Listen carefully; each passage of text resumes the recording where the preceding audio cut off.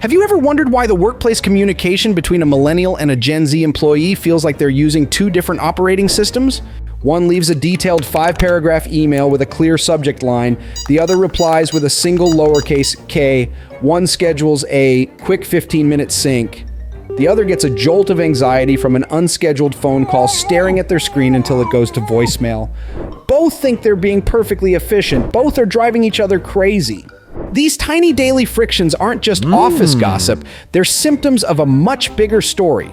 A 2023 LinkedIn report hinted at this growing tension, and other studies confirm it. Nearly 60% of employees feel stressed due to generational differences at work. This isn't just about annoyance, it's about productivity, collaboration, and your sanity. Today, we're not just listing the differences, we're decoding them. We're diving deep into the 5 biggest work culture gaps between Gen Z and millennials, exposing the hidden reasons behind them, and showing you how to turn this generational clash into a collaborative powerhouse. Don't let generational gaps sabotage your career. Hit that subscribe button for GENSHIFT, and let's start decoding the modern workplace.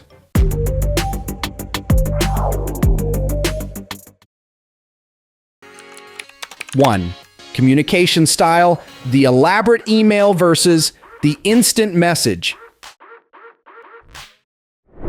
First up, the communication battleground. For many millennials, the gold standard of professional communication is the well-crafted email. It's structured, it's official, and it creates a paper trail. They grew up adapting to technology, treating email like a digital version of a formal letter. They might even feel a sense of satisfaction answering emails after hours, proving their dedication.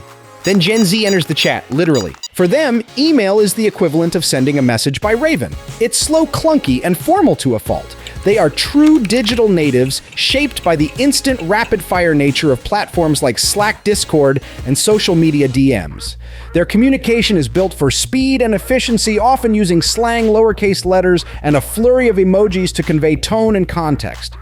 This leads to a classic misunderstanding. A millennial manager sends a detailed project brief via email. The Gen Z team member sees it, understands it, and replies on Slack with a thumbs-up emoji. To Gen Z, that means, got it, I'm on it.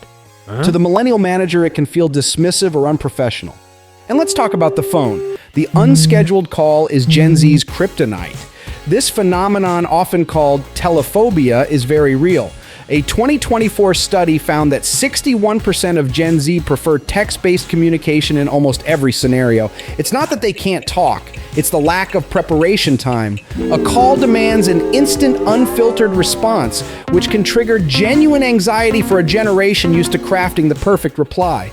The consequence: millennials might perceive Gen Z as lacking professionalism or being poor communicators, while Gen Z sees millennial methods as inefficient and painfully slow.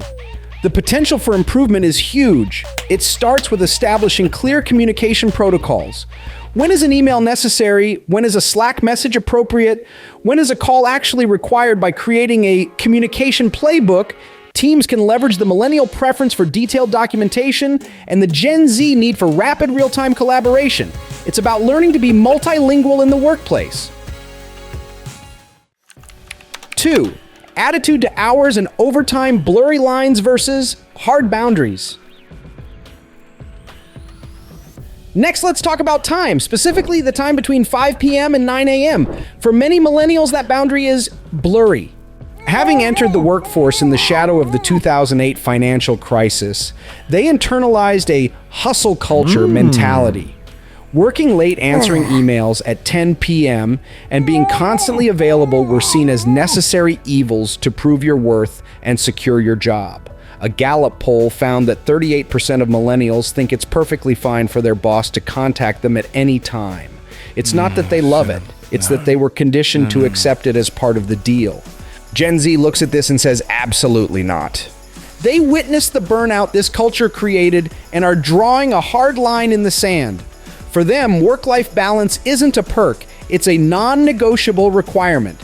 Data from 2023 shows that 7 out of 10 Gen Zers prioritize family and personal relationships over their career. This isn't laziness. It's a strategic move to protect their most valuable asset, their mental health. They are the generation of quiet quitting, not because they don't want to work, but because they refuse to perform uncompensated labor beyond their job description.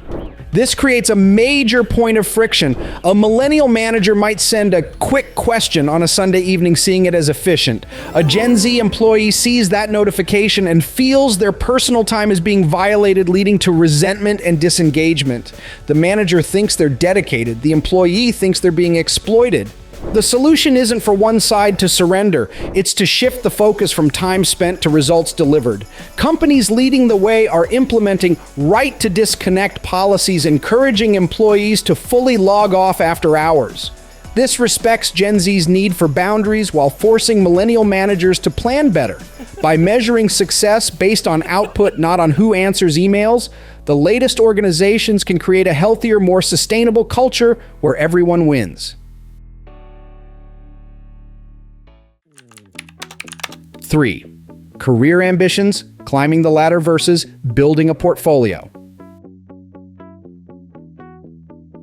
Difference number 3 is a big one, and it fundamentally changes how we think about motivation. For decades, the ultimate career goal was simple: climb the corporate ladder. Millennials, while not as traditionally loyal as previous generations, still largely operated within this framework. A promotion, a better title, a bigger office, these were the clear markers of success. Gen Z has completely shattered that model. Get ready for a truly shocking statistic from Deloitte's 2025 global survey. Only 6% of Gen Z say their primary career goal is to reach a senior leadership position. Let that sink in. The ambition isn't gone. It has been radically redefined. Instead of climbing up, Gen Z is focused on building out. Their ambition is horizontal, not vertical. They prioritize learning and development above almost everything else, seeing it as a top reason to choose an employer. They are obsessed with collecting skills, data analytics, coding, project management, social media marketing to build a diverse and resilient career portfolio. Why? Because they are pragmatists. They saw corporate loyalty evaporate after 2008 and during the pandemic. They know a fancy title at one company is worthless if they get laid off. A versatile skill set, however, is portable. It gives them options. It allows them to pivot, launch a side hustle, or jump to a completely different industry. They've also seen the price of leadership, the stress, the burnout, the lack of work-life balance, and are actively deciding the cost is too high. This leads to a huge misunderstanding in management. A millennial manager might see a Gen Z employee who isn't gunning for their job as unambitious. In reality, that employee might be the most ambitious person on the team, just playing a different game. The path forward requires a new playbook for growth. Instead of a single career ladder, companies need to create a career jungle gym with clear pathways for skill development, cross-functional projects, and robust mentorship programs. Success should be measured by the capabilities and employee gains, not just the title they hold. So where do you fall in these first 3 divides? Are you a card-carrying, email-loving millennial, or a phone call-fearing Gen Z, or are you somewhere in between? Drop your funniest, lost in translation workplace story in the comments below. We'd love to read it. 4. Feedback and management. The annual review versus the constant stream. All right, let's talk about feedback. If communication is the battleground, feedback is the weapon of choice, and each generation wields it differently. Millennials grew up with a more traditional structure. They might not love the annual performance review, but they're used to it. They expect scheduled formal check-ins to discuss progress and are generally more comfortable working autonomously between those sessions, trusting that no news is good news. Gen Z, on the other hand, was raised in the age of the infinite scroll and the instant like. Their entire digital life is one massive continuous feedback loop. Post a photo, get immediate comments. Play a game, get a real-time score. This has fundamentally wired them to expect the same cadence at work. They don't want to wait a year to find out how they're doing. They want feedback now. A Gen HQ study found that over 60% of Gen Zers need feedback from their manager at least every few weeks, and a staggering 20% want it daily. For them, feedback isn't a scary judgment, it's essential data. It's how they iterate, course correct, and improve in real time. This is where the wires get crossed. A Gen Z employee finishes a task and asks their millennial manager, "What do you think?" They're looking for quick data to optimize their next move. The manager busy with their own work might think, "I'll cover this in our one-on-one next month." For Gen Z, that silence isn't neutral, it's deeply negative. It can feel like their work is being ignored or that they've done something wrong. It's a major reason why, according to Gallup, younger workers are feeling a sharp decline in their opinion being valued at work. The solution managers need to shift from being reviewers to being coaches. This doesn't mean constant hour-long meetings. It means embracing microfeedback. A quick Slack message saying, "Great job on that report, next time try adding a summary slide," is more valuable to a Gen Z employee than a page of notes 3 months later. Implementing structures like a Feedback Friday or using project management tools for real-time comments can turn this friction point into a powerful engine for rapid growth and engagement. 5. Work values. The paycheck versus the purpose. Finally, we arrive at the core of it all, what makes work worth it. For millennials who came of age amidst economic instability, financial security, and a stable career path were often the primary goals. While they also desire purpose, their formative years often force them to prioritize a good paycheck and benefits as the foundation of a good life. Gen Z, while also facing immense financial pressures like inflation and student debt, has a different set of non-negotiables. They operate with a finely tuned authenticity radar, sharpened by years of navigating curated social media feeds.